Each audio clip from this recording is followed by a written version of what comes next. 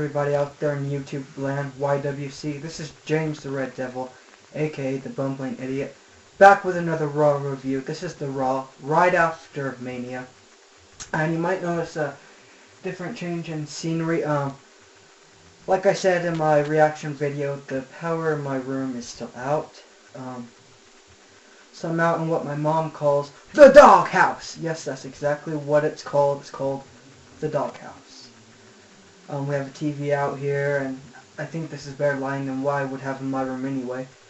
So I decided to come out here and do my review. So we start things off with a bit backstage, shot earlier in the day with John Laurinaitis, talking to the WWE superstars in the locker room, talking about how this is going to be the era of the people, of what people want, and we get CM Punk coming in, stating that he's still a toolbox, which leads to Laurinaitis announcing that Punk will have a match later on in the night against Mark Henry for the WWE Championship.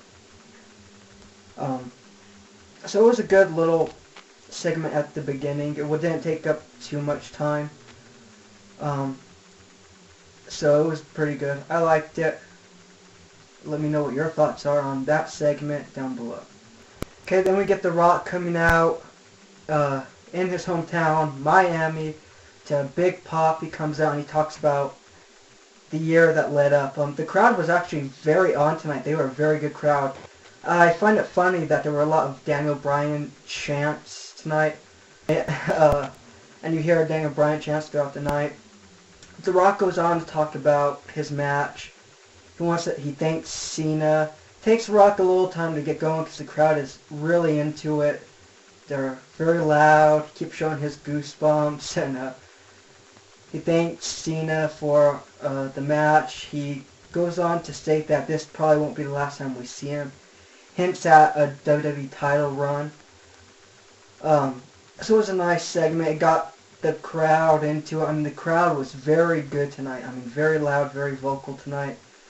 The Rock, because of the crowd was so hyped and stuff, really wouldn't let him talk at first, but he goes on to state how Cena made The Rock, how Cena brought it like never before, how he made The Rock, really step up his game, how he took an AA after AA, STF, and it was very cool little segment. Kind of dragged on a little bit, but that was mostly because the crowd was so hyped and amped tonight, so.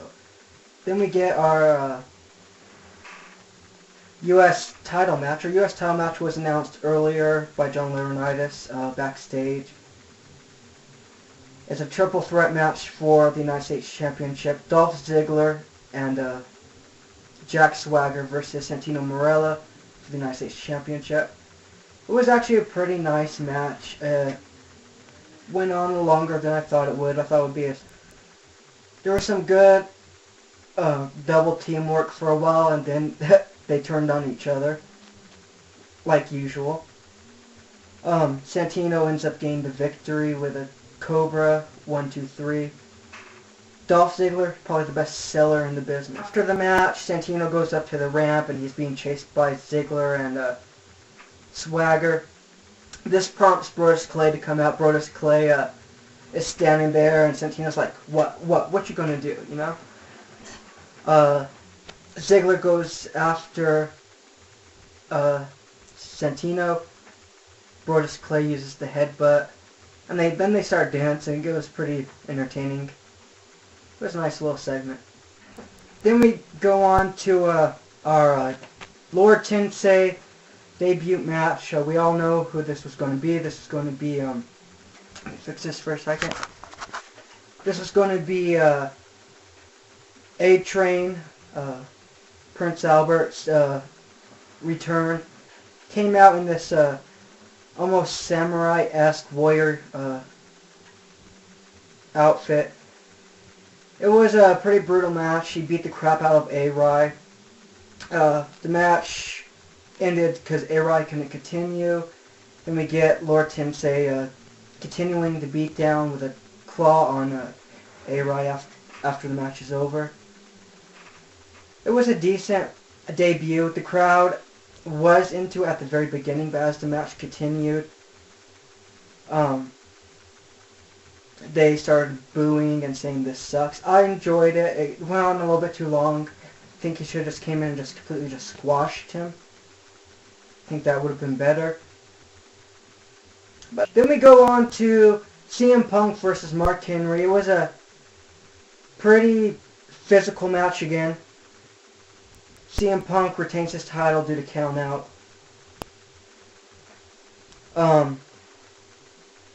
We get Jericho coming in and taunting CM Punk while he's down because Mark Henry continued to lay the beat down on him after the match. He then grabs a thing of Jack Daniels, Jericho does, and pours it on CM Punk's face, telling him to drink up. He goes to kick CM Punk and ends up falling on CM Punk because the mat was so slick from the alcohol. I doubt it was real alcohol though. Probably like some sort of apple juice or something, but a nice little segment to continue their, feud. I'm not sure why they're continuing to go down this road though with the feud. I mean, they should have kept it at I'm the best in the world. Oh no, I'm the best in the world. Kept it at that, but we get what we get. Later on, we get Mark Henry in the back, and some guy comes up to him and says, you need somebody to help you out, and maybe this is going to be a new manager for Mark Henry. So who knows? Next up is the Sheamus segment. Sheamus comes out, but before he talks, he is interrupted by Alberto Del Rio. Alberto Del Rio on Raw. This is setting up probably Alberto Del Rio Sheamus feud, or maybe even a triple threat match at Extreme Rules. This sets up a match for SmackDown. If Alberto Del Rio wins, he gets a title shot at Sheamus. Where was Daniel Bryan tonight? I mean, we got that backstage segment of him after this, after Sheamus bro kicks Alberto Del Rio. He didn't say much. Actually, he didn't say anything. Which I find funny because tonight the crowd was very pro Daniel. They were chanting his name almost throughout the whole night. And why they didn't put him out there to even talk is beyond me. I would have, especially seeing how hot this crowd was for him. Put him out there, man. They would have just, the roof would have exploded. We get Kofi Kingston versus Cody Rhodes. Cody Rhodes' first match since his defeat last night. This match was kind of short. We get Big Show coming out and showing a clip of last night, saying, I hope it doesn't embarrass you. Very cool clip. Very cool segment. Furthering their feud. Kofi gets the win because of the distraction. Mr. Parkins, I feel sorry for you. But sometimes payback is a Big Show. We get that Mark Henry segment I was talking about. Then we get Eve Torres coming out. I really didn't hear what she was saying. I was too focused on her dress line. Yeah, she's not that entertaining right now, and she's not a good actress. So. We get Miz versus Ryder now. Miz versus Ryder. It was actually a pretty good match. Short match, but good. A lot of back and forth action. Miz going over Ryder. Then after this, we get the main event of the night. Cena coming out. And I couldn't help but feel like this was the same old crap. Instead of Cena being angry, being frustrated that he lost, being hurt, we got Rock's the better man, and I know I lost, and I'm a man and I can man up and own it, and we got him playing to the crowd a little bit with the yes chants, and it ain't what I expected. Even the crowd turned on him. They wanted him to turn on them. I mean, they were chanting for him to turn on them. I mean, and he doesn't. It was not a great segment in my opinion. Except for what came next. Instead of The Rock coming out, we get Brock Lesnar, I'm so glad, sorry I'm yelling, so glad that I did not read any spoilers or anything tonight, because I got goosebumps. Yeah, there were Lesnar chants throughout the night, and usually, that's a dead giveaway.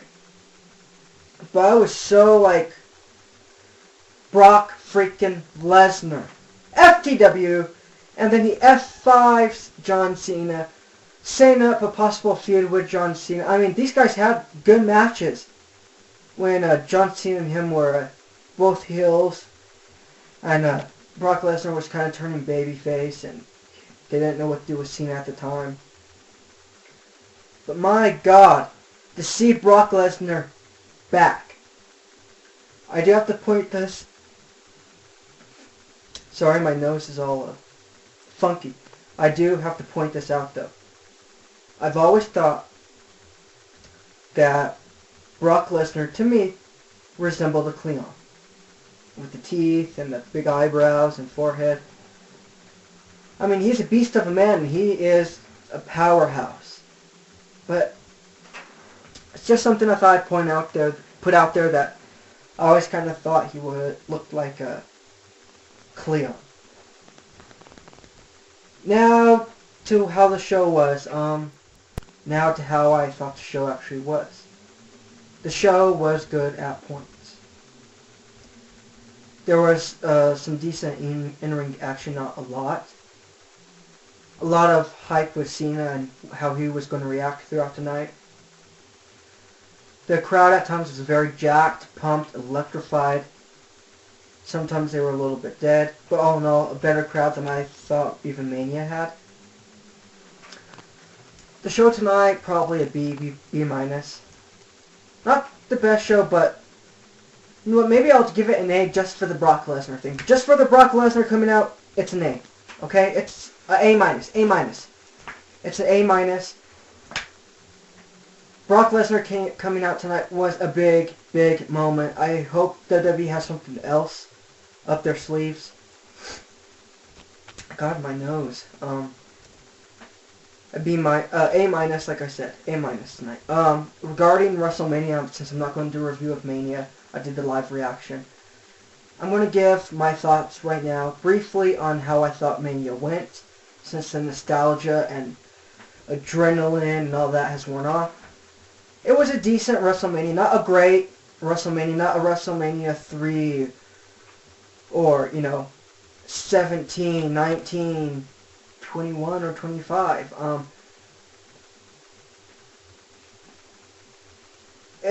25 wasn't a great one, it was a decent one, but 21 was probably the last really good WrestleMania I remember. But it was way better than last year, and it was decent. The card structure at times did piss me off. I could go on and rant about the whole Daniel Bryan Sheamus match. But I'm not. I'm not going to do that to you. So, a B minus for WrestleMania. Those are my final thoughts. Like, subscribe, comment down below. And until next time, good luck. And remember one important thing. Watch my videos! I'm an idiot!